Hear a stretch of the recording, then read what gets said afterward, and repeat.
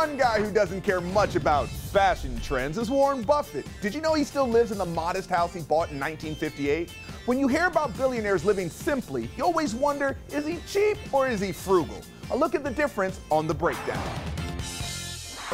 Penny wise, pound foolish, or somewhere in between. Cheapness uses pricing as a bottom line, but frugality will use value as a bottom line. Financial coach Kelsey Dickey drops a dime on 3 common ways to know when people are being frugal or cheap.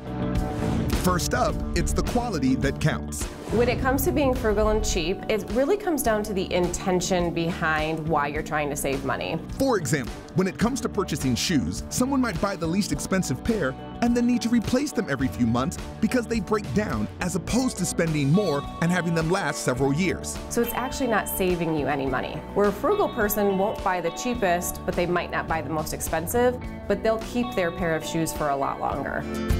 Next up, tipping. So a cheap person, they won't think about the tip, or they'll sort of make everybody else sort of pitch in for that. So in other words, a cheap person who has $10 to spend on a meal will spend the full amount on the meal and not set aside enough for a tip. But to the server, that is their livelihood, that's how they pay their bills, and a frugal person would never jeopardize that for the sake of saving $1. The cheap person might be saving money on that transaction, but they're not saving in the long run. You're not physically moving it to savings, you're not putting it into a retirement account. It's really like you're being cheap for the sake of being cheap.